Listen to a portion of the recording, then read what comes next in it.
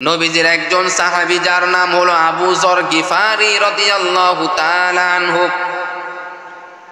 এই আবু যর গিফারি রাদিয়াল্লাহু তাআলা আনহু যদিও তিনি সাহাবী ছিলেন, কিন্তু পরবর্তীতে এমন একজন আল্লাহর ওলি হয়ে গিয়েছিলেন, এমন একজন আল্লাহর ওলি হয়েছিলেন সর্বদা সে আল্লাহর ইবাদতের মধ্যে সময়টা কাটায় দিতেন। এই আবু যর গিফারি রাদিয়াল্লাহু তাআলা আনহু ইসলাম ধর্ম গ্রহণ করার আগে সিরিয়ায় থাকতেন। হযরত আবু যর গিফারি রাদিয়াল্লাহু তাআলা আনহু বাড়িতে বসে আছেন, আল্লাহ রাসূলের একজন সাহাবী এসে ইসলামের দাওয়াত দিল আবু যর গিফারি রাদিয়াল্লাহু তাআলা আনহুকে। আবু যর গিফারি রাদিয়াল্লাহু তাআলা আনহুকে ইসলামের দাওয়াত দিলেন।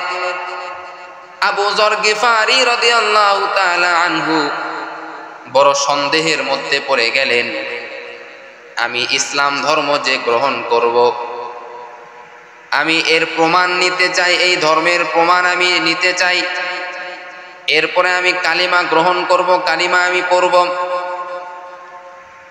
এইবার আবু যর গিফারি রাদিয়াল্লাহু তাআলা আনহুর ভাইকে আবু যর গিফারি রাদিয়াল্লাহু তাআলা আনহু বললেন, ও ভাই, তুমি মক্কাতে যাও, মক্কাতে যাওয়ার পরে এই সমস্ত মানুষেরা যারা মুহাম্মাদের কথা বলতেছে, মুহাম্মদ নাকি নবী হিসাবে এসেছে, আল্লাহ তাকে নবী হিসাবে পাঠায় দিয়েছেন, কেমন মানুষ তার প্রমাণ তুমি নিয়ে আসো মক্কাতে গিয়া।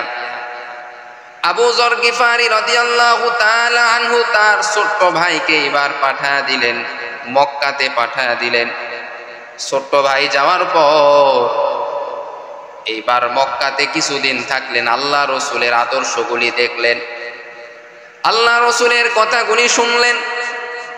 আল্লাহ রাসূলের কথাগুলি শোনার পরে এবার কিছুদিন পরে আবার আবু যর গিফারির কাছে তার ছোট্ট ভাই এসে বলে, ভাইজান, ওই সমস্ত লোকেরা যেই প্রস্তাব দিয়েছে এই প্রস্তাবটা সত্য প্রস্তাব দিয়েছে, মুহাম্মদ আসলে অনেক ভালো মানুষ, তার আদর্শ অনেক সুন্দর, তার আদর্শ অনেক সুন্দর, তার আদর্শ অনেক সুন্দর। ভাই, আপনি ইসলাম ধর্ম গ্রহণ করতে পারেন, আপনি অবশ্যই ইসলাম ধর্ম গ্রহণ করতে পারেন। আবু যর গিফারি রাদিয়াল্লাহু তাআলা আনহু এখনো বিশ্বাস করলো না। আবু যর গিফারি রাদিয়াল্লাহু তাআলা আনহু নিজে এবার মক্কায় চলে গেলেন, নিজেই সফর করে প্রমাণ নেওয়ার জন্য মক্কায় চলে গেলেন, হারাম শরীফে চলে গেলেন। কিন্তু আবু যর গিফারি রাদিয়াল্লাহু তাআলা আনহু কাউকে জানাইলেন না। মক্কাতে তিনি গিয়েছেন, মক্কার মানুষদেরকে কাউকে জানাই নাই, মুহাম্মাদের খোঁজ খবর নেওয়ার জন্য এসেছে সেটা কাউকে বলে নাই। মসজিদুল হারামের মধ্যে এসেছে, আল্লাহ রাসূল সাল্লাল্লাহু আলাইহি ওয়াসাল্লামের সঙ্গে যে সাক্ষাৎ করার জন্য এসেছে, তার আদর্শগুলি যে দেখার জন্য এসেছে এটা কাউকে বলে নাই, সে জানাই নাই। এভাবে মসজিদুল হারামে আবু যর গিফারি রাদিয়াল্লাহু তাআলা আনহু পুরা একদিন কাটায় দিল, কারো সঙ্গে কোনো কথাবার্তা বলল না। এরে আল্লাহর বান্দা, এইবার হযরত আলী রাদিয়াল্লাহু তাআলা আনহু আবু যর গিফারি রাদিয়াল্লাহু তাআলা আনহুকে দেখার পর হযরত আলী রাদিয়াল্লাহু তাআলা আনহু চিনতে পেরেছেন ইনি হলেন সফর করে এসেছে একজন মুসাফির। আমি আলী যদি একজন মুসাফিরের যদি মেহমানদারি করি, আল্লাহ তাআলা আমার সংসারে বরকত দান করবে এবং আমার নিয়ামত আল্লাহ তাআলা বাড়ায়া দিবে। আমি যদি একজন মুসাফির ব্যক্তির যদি আমি মেহমানদারি করি, আল্লাহ পাক রব্বুল আলামিন আমার অভাব দূর করে দিবে। এজন্য হযরত আলী রাদিয়াল্লাহু তাআলা আনহু আবু যর গিফারি রাদিয়াল্লাহু তাআলা আনহুকে নিয়ে এইবার তার বাড়িতে চলে গেলেন, আলীর বাড়িতে নিয়ে গেলেন। বলে, ভাইজান চলেন, আপনি একজন মুসাফির সেটা আমি বুঝতে পেরেছি। হযরত আলী রাদিয়াল্লাহু তাআলা আনহু তার বাড়িতে নিয়ে গেলেন। তার বাড়িতে নিয়ে যাওয়ার পরে মেহমানদারি করলেন, কিন্তু জিজ্ঞাসা করলেন না কেন আপনি এসেছেন এই মক্কাতে, কেন আপনি এই মক্কাতে এসেছেন, কি আপনার কাজ, এগুলি কোনো কিছুই জিজ্ঞাসা করলো না। আবু যর গিফারিও তাকে জিজ্ঞাসা করলো না, মুহাম্মাদের কোনো খবর জিজ্ঞাসা করিল না। আবু যর গিফারি রাদিয়াল্লাহু তাআলা আনহু হযরতে আলীকে কোনো কিছু জিজ্ঞাসা সেও নিজেও করলো না। এইভাবে একদিন কেটে গেল। পরের দিন সকালবেলা আবার মসজিদুল হারামে আবু যর গিফারি রাদিয়াল্লাহু তাআলা আনহু বসে আছেন, কারো সঙ্গে কোনো কথাবার্তা নাই। আবার সন্ধ্যা লেগে গেল। হযরতে আলী রাদিয়াল্লাহু তাআলা আনহু আবার বললেন, ভাইজান চলেন, আমার বাড়িতে চলেন, আপনার মেহমানদারি করার জন্য আমি আলী প্রস্তুত রয়েছি। হযরতে আলী দ্বিতীয় দিনও নিয়ে গেল, কিন্তু তাকে কোনো প্রশ্ন করলো না, কেন আপনি এখানে এসেছেন, মক্কাতে এসেছেন, কি আপনার কাজ, এগুলি কিচ্ছুই প্রশ্ন করলো না। আবু যর গিফারি ও আলীকে কিছুই বলল না। এইভাবে 2 দিন কেটে গেল। তৃতীয় দিন এইবার তৃতীয় দিনে আবার মসজিদুল হারামে বসে আছেন। আবু যর গিফারি রাদিয়াল্লাহু তাআলা আনহু মসজিদুল হারামে বসে আছেন। তৃতীয় দিনও কারো সঙ্গে কোনো কথা নাই, কাউকে কোনো কিচ্ছু বলল না। হযরতে আলী তৃতীয় দিনও এবার বলতেছেন, ভাইজান চলেন, সন্ধ্যা লেগে গেছে, আমার বাড়িতে চলেন, আজকে আপনাকে আবার আমি দাওয়াত দিয়েছি, চলেন, আবার আমি মেহমানদারি করব। তৃতীয় দিন যাওয়ার পর হযরতে আলী আবু যর গিফারি রাদিয়াল্লাহু তাআলা আনহুকে বলতেছেন, ভাইজান কেন আপনি এই মক্কা শহরে এসেছেন? আবু যর গিফারি এবার বলতেছেন, ভাইজান আমি মুহাম্মাদের পরিচয় নেওয়ার জন্য আমি এসেছি, সে নাকি অনেক ভালো মানুষ আমি শুনেছি, আমি তার সাক্ষাৎ করার জন্য আমি এসেছি, আমি তার সঙ্গে সাক্ষাৎ করতে চাই। কারণ ওই সময় আবু যর গিফারি রাদিয়াল্লাহু তাআলা আনহু কারো সঙ্গে কথা না বলার কারণ হলো ওই সময় অধিকাংশ মক্কার মানুষেরা কাফের মুশরিক ছিল। যদি মুহাম্মাদের সঙ্গে সাক্ষাৎ করার কথা যদি জানতে পারে তাহলে তার উপর আক্রমণ করত। এজন্য সে কাউকে জানাই নাই, চুপে চুপে শুধু 3 দিন কাটায় দিয়েছে। হযরতে আলী এবার বলে, ভাইজান কালকে সকালে আমি আল্লাহ রসুলের সঙ্গে আপনার সাক্ষাৎ করে দিব। আসলে আপনি সত্য কথা শুনেছেন, আল্লাহ রসুল অত্যন্ত ভালো একজন মানুষ, মুহাম্মদ সাল্লাল্লাহু আলাইহি ওয়াসাল্লাম অত্যন্ত একজন ভালো মানুষ, তার সঙ্গে আমি আলী নিজেই আপনার সাক্ষাৎ করে দিব।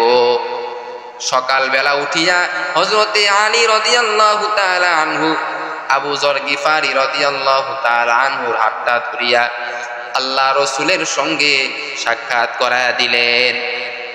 আল্লাহ রসুলের কথা শোনা মাত্র অল্প কিছু সময় আবু যর গিফারি রাদিয়াল্লাহু তাআলা আনহু আল্লাহ রসুলের কথা শুনেছেন।